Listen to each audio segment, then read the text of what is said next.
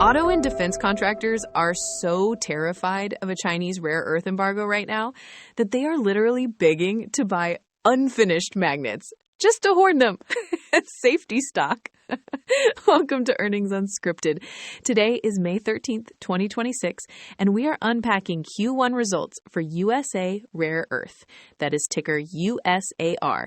And quickly, just remember this is our personal opinion and absolutely not financial advice. So, Miro, this company suddenly has more money than they know what to do with. Enough to rival China, honestly. Cash skyrocketed to $1.75 billion. That is a near 400% jump from Q4, largely because they closed that $1.5 billion stock raise in January. So the real takeaway here is the transition. They went from being, a development stage concept to a living, breathing commercial operator practically overnight. Yeah, because we are actually seeing real revenue. $5.7 million this quarter, up from, I think, just a $1.6 million stub period late last year. So they actually flipped the switch. Flipped it, but it costs a fortune to keep it on. The operating loss widened to $36.7 million. Actually, sorry, negative $36.7 million. Now, the adjusted net loss came in at 12 cents a share. That did beat the street expectation of a 14-cent loss, so there is some underlying cost control. But they burned almost $39 million on capital expenditures just this quarter, building up that plant in Oklahoma. So the cash burn is aggressive. Which I guess explains the tape today, because the stock price action felt super cautious. Beyond cautious, they finished the first quarter pretty strong, closing March around 14.23, but today they ended regular trading at 25.42.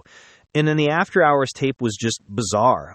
Spiked to 27 right before the call, probably reacting to that EPS beat, and then just steadily bled out, finished totally flat at 25.39. I think reality is finally settling in. The reality of those profit margins, right? Because the gross profit at their new UK facility was something like 1.9%. I mean, that is practically a rounding error.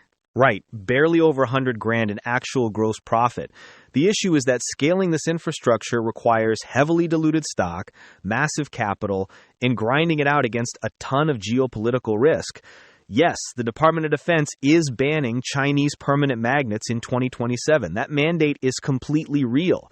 And yes, customers are panic buying raw block magnets out of pure desperation. But USAR still has to prove they can process all this without incinerating the balance sheet. Well, and it feels like their own ambition is complicating things. The recent acquisition spree was so aggressive that the Department of Commerce actually had to hit the brakes on a $1.6 billion CHIPS funding deal just to figure out what USAR even looks like now. Exactly. When you drop $2.8 billion to acquire a Brazilian operator out of nowhere, the U.S. government tends to want some new paperwork. They basically told the company, look, we love what you're doing, but we have to completely re-underwrite this new global footprint. So they were moving too fast, even for the federal government. All right, let's get into the details on that. Yeah, it is not every day you see a company outpace a federal subsidy timeline, but we need to look at how they actually paid for that speed.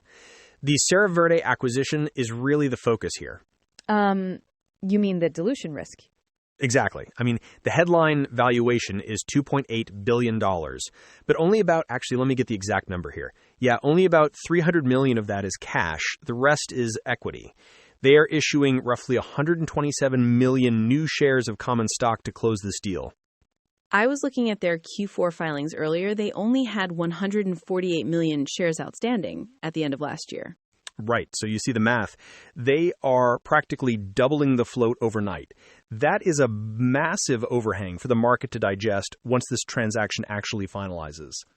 Sure, but to play devil's advocate for a second, if you need to secure a supply chain before that Department of Defense ban hits in 2027, maybe diluting the stock is the only way you survive at all.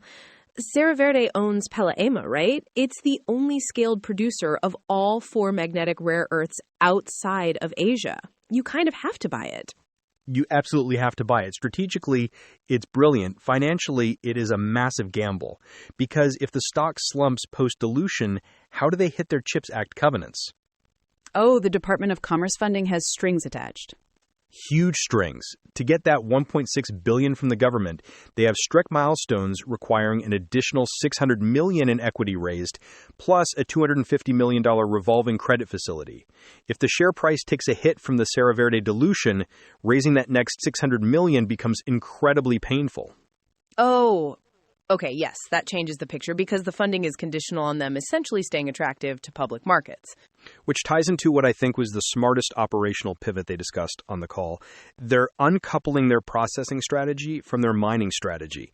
The feedstock pivot.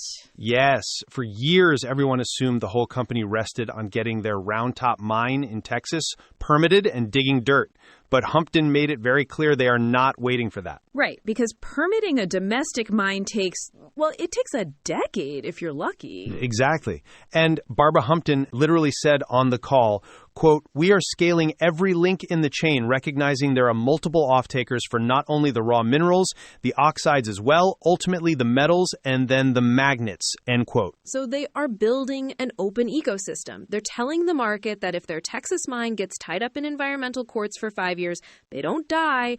They just toll and refine other people's dirt. Other people's dirt. Yes, that is the technical reality. They can buy mixed rare earth carbonate from anywhere on Earth, ship it to their UK facility or the planned one in France, and process it locally. It isolates the mining risk from the actual high-margin manufacturing. And the manufacturing is no joke either. Did you see the bit about the yttrium metal pour? In April, yeah. Yeah, they successfully poured 99.5% pure yttrium at the UK plant, which sounds like baking, but yttrium is what they use for thermal shielding on aerospace turbine blades so they don't melt mid-air. So proving you can hit that exact purity without using Chinese facilities is huge for those defense buyers. Absolutely. They proved they can bake the high-tech cake, but again, it comes back to the cost of running that kitchen. They're burning almost $40 million a quarter in capex just to stand these facilities up. So they have the desperation demand, and they clearly have the technical chops, but they are completely racing the clock on capital structure. So where does this leave their actual trajectory going into the rest of 2026, Mira? It leaves them running at full speed sprint against their own expansion costs. They are officially withholding specific financial guidance for the year, which is probably smart right now given all the moving parts. But they did give very firm operational targets. Right, because the financial models honestly do not matter right now if you cannot deliver the physical product. So what are the actual milestones we need to watch? Okay, so the big one is the Stillwater facility. Commercial fulfillment begins in Q2, and the CFO, Rob Steele, stated they are ramping up magnet capacity to reach a run rate of 600 metric tons per annum by year end. Wow, 600 tons? That is not a theoretical slide deck anymore. That is physical material leaving a domestic facility. Exactly. And then in the midstream, Steele expects the UK plant to reach 3,000 metric tons of metal making by Q4. So the physical scaling is very real. It is happening.